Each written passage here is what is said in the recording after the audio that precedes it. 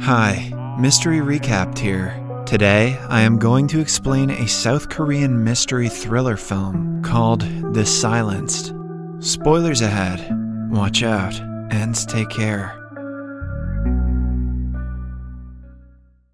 The premise of the movie is set in 1938, when Korea is under Japanese rule. In Seoul, a woman is driving her teenage stepdaughter, Shizuko, to an all-girls sanatorium school. It is a place where sickly girls are brought to improve their health by regulating their diet and providing them with proper medicine. Shizuko doesn't want to stay away from her family, but her stepmother is adamant about keeping her in the sanatorium. She plans to go on a trip to Tokyo to join her husband after dropping her off. The girls of the school excitedly look outside the window, intrigued by the new member about to be added to their school. The principal welcomes Shizuko and promises to make her healthy in no time.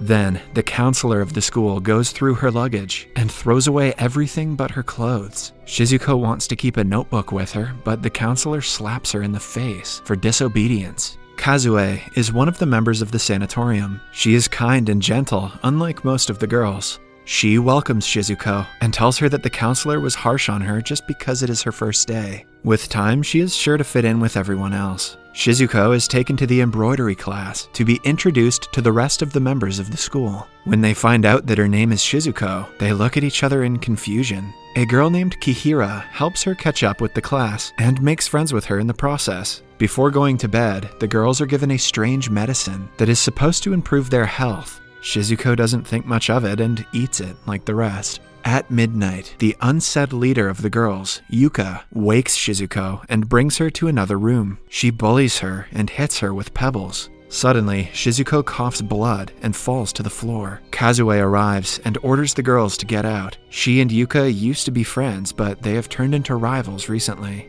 The following morning, Shizuko is summoned to the principal's office. The principal gives her a strange tea and tells her about a competition. Every year, they select 2 physically outstanding students to send them to Tokyo for further studies in a prestigious school. Every girl is competing to win the grand prize, and the principal wants Shizuko to do the same. Following that, Shizuko is injected with a dose of the medicine that the counselor says will help eliminate her illness. While returning to the room, Kihira approaches her and reveals that someone of her name used to live with them not long ago. It turns out that Yuka, Kazue, and the older Shizuko were best friends, but one day, Shizuko disappeared mysteriously without informing anyone. Later, Kazue takes Shizuko to an underground hidden storeroom. She had found a notebook in the room some time ago and wants Shizuko to have it since hers was taken away by the counselor. The two befriend each other while talking about their past. In school, the level of physical fitness is measured by how long the girls can jump. In their next physical test, Yuka and Kazue score the highest. Shizuko, however, cannot even make the jump. Later, during lunch, the principal asks the girls to take their medicine every day and on time. She emphasizes that the medicine is prescribed to them according to their physical condition and will help them get better. Shizuko quietly asks Kihira what the old Shizuko was like. All of a sudden, Kihira attacks her and tries to choke her to death. Kazue saves Shizuko, but Kihira starts to struggle on her own. Her bones crackle and a white foamy substance comes out of her mouth. A while later, Kihira is back to normal and doesn't remember losing her temper. Shizuko apologizes to her nonetheless. The next day, Kazue and Shizuko sneak out of the school and walk through the forest. After walking for a while, they reach a river. Shizuko is overjoyed as she has never seen a river in her life. In the following physical test, Shizuko manages to jump longer than most of the girls and lands in the 3rd position after Kazue and Yuka. Her health starts to improve, and she believes that it is because she finally has a friend she can rely on. Seeing Shizuko and Kazue spending time together, Yuka gets jealous. She puts a dead bird in Shizuko's closet and tells her that she will always be pathetic. However, now that Shizuko is healthy, she doesn't back down. She puts the dead bird on Yuka's plate during breakfast to retaliate. One day, Shizuko discovers a notebook under Kazue's mattress and decides to check it. Inside, she finds a torn picture of Kazue. Then, she notices a necklace on the floor, but before she can pick it up, a hand emerges from under the bed and takes it away. On checking, Shizuko finds no one under the bed. Seconds later, a gruesome-looking girl appears on the other side of the room. Shizuko runs outside in fear and bumps into the counselor. When she checks under the bed again, she is surprised to see no one. Then, a girl named Iguchi mysteriously disappears. The principal announces that her mother came in last night and took her home. Shizuko doubts the story because the girl under the bed looked exactly like Iguchi. She tries telling Kazue about the matter but is dismissed. Following that, Kihira asks her if she really saw Iguchi. When Shizuko confirms, she asks her to look under the stairs. To her horror, another girl in the same condition as Iguchi lies inside. When Shizuko retreats in fear, she bumps into Kihira, who is now choking herself. When asked what is wrong, she drops to the floor and struggles to get up. Her bones crackle and her body folds in half. Shizuko runs to call the counselor, but when they return, both Kihira and the other girl are absent. Shizuko is sent to the principal's office, who declares that she is hallucinating and needs a greater dosage of medicine. She also says that Kihira has transferred to another school as of that morning. Shizuko is now sure that something about the school is off. Later, she and Kazue are together on the playground, talking about different things. Shizuko knows that Kazue has been nice to her because she reminds her of the previous Shizuko who lived with them. She doesn't mind being a substitute, but she doesn't like the fact that Kazue doesn't care about her if it weren't for the older Shizuko. Kazue keeps quiet, confirming that she in fact takes care of Shizuko only because of her old friend. Angered, Shizuko jumps like they do on a physical exam and crosses the entire runway. Both of them are just as shocked as the other. They go to the bathroom, where Shizuko says that she feels weird and asks for her help. This reminds Kazue of a past event that still haunts her. She runs away and goes to the basement. In the middle of the room is a big box that also reminds her of something from the past related to the older Shizuko. Following the encounter, Shizuko goes to the principal's office and asks to be off the meds now that she is feeling a lot better. The principal agrees and asks her to return to her room. During the next embroidery class, the principal announces that she is going to choose a potential candidate who she thinks will win the competition. Everyone believes it will be either Kazue or Yuka, but to their surprise, she chooses Shizuko. Once the teachers are no longer around, Yuka attacks Shizuko for taking away her opportunity. After being banged on the cupboard several times, Shizuko screams and pushes her back. The force causes the cupboard glass to shatter into pieces. In a fit of rage, Shizuko grabs Yuka by her neck and lifts her into the air. Her strength surprises everyone, and no one dares to stop her. She only comes back to her senses when Yuka falls unconscious. Then, Kazue asks her if she is fine. Even though the pieces of glass have dug into her palm, she claims to not feel anything. Kazue is left speechless because her old friend Shizuko also had the same experience. She starts to shake Shizuko violently, asking her to reveal her true identity. In the following scene, Kazue is lying unconscious on a bed, with Shizuko by her side. Taking the opportunity, Shizuko opens Kazue's diary and sees her name written all over it. There is also a box drawn in one of the pages that she recognizes as the box in the storeroom. When Shizuko goes to check, Kazue regains consciousness and follows her.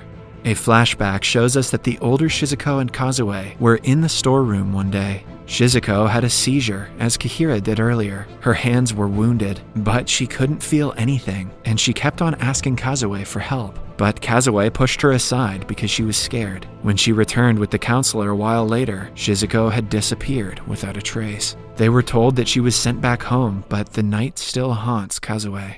Back in the present, she and Shizuko go to the principal's room and snoop around, hoping to find out why girls disappear from the sanatorium. Suddenly, the principal and a Japanese soldier enter the room. Before the girls can be seen, they hide behind a cupboard. They overhear the principal talking about an experimental use of a drug.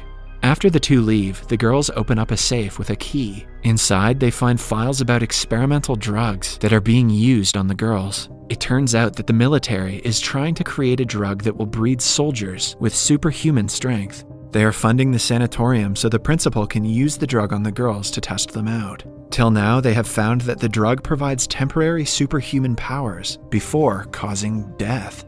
This explains why Kazue could jump so high, and why the girls get seizures and disappear the next day. In reality, they do not disappear, but die, because of the drugs being fed to them daily. The girls are interrupted when they hear the others yelling. On stepping outside, they see Yuka on a tree branch. She falls off of it and dies. The girls are asked to go back to their room by the counselor. Then she notices that Shizuko and Kazue are not with the rest of them. Outside, they are running through the woods to get as far away from the sanatorium as possible. They ultimately reach a military base and have to stop. As they are about to turn around and run in the other direction, a soldier catches them. When the girls retaliate, Kazue gets shot in the back. Shizuko whispers something in her ear and runs away, while the soldier brings Kazue back to the sanatorium. Then, the principal sedates her and restrains her to a bed. Meanwhile, Shizuko arrives in her office and retrieves a gun to help Kazue. She finds her in a room, and something else catches her attention before she can help her friend. Suddenly, the soldier attacks her from behind and knocks her out. In the following scene, we see that the principal and the counselor have sedated all of the girls and are making them inhale a test drug. The principal is ecstatic because her experiment is about to be successful by the morning. However, the soldier has another plan. The principal has been treating him like a servant and insulting him. Since the experiment will be successful by the morning, this means the military doesn't need her anymore, so he is welcome to do anything he pleases. He tells her that he is taking over the authority of the experiment, but the principal refuses to cooperate. The counselor also sides against her and slaps her in the face. Soon the place is swarmed by soldiers. Somewhere else, Kazue wakes up inside a box that is being filled with water. She tries to escape, but is trapped. A while later, Shizuko wakes up and runs to look for Kazue, but she comes across a room with several tanks, with the girls frozen inside of them. To Shizuko's horror, Kazue is also inside a box. She cries, asking her to come out, but her friend is long dead. When the sadness washes away, rage takes over her. She goes outside to kill everyone who was involved in the experiments that killed her friend. Because of her superhuman strength, she easily picks up a heavy wooden door and throws it at the soldiers and the principal. They retaliate by showering bullets towards her, but she manages to dodge them and hide.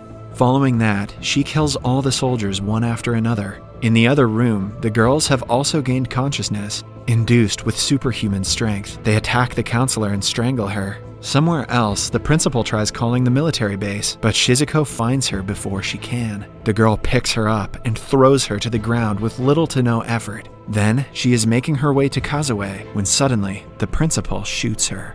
The bullet misses Shizuko and hits the box, breaking it. Kazue's lifeless body falls out of it, further enraging Shizuko. She picks up the principal and impales her on the wall. In the final scene, we see that the girls have killed each other, growing aggressive because of the drug that was given to them. They have also embroidered the counselor's body after killing her. The entire sanatorium is a mess, and dead bodies lie everywhere. The only person alive is Shizuko, who is sitting by Kazue's corpse. The moral of this story is that steroids are no good. Subscribe for more videos like this. Turn on notifications. Thank you for watching.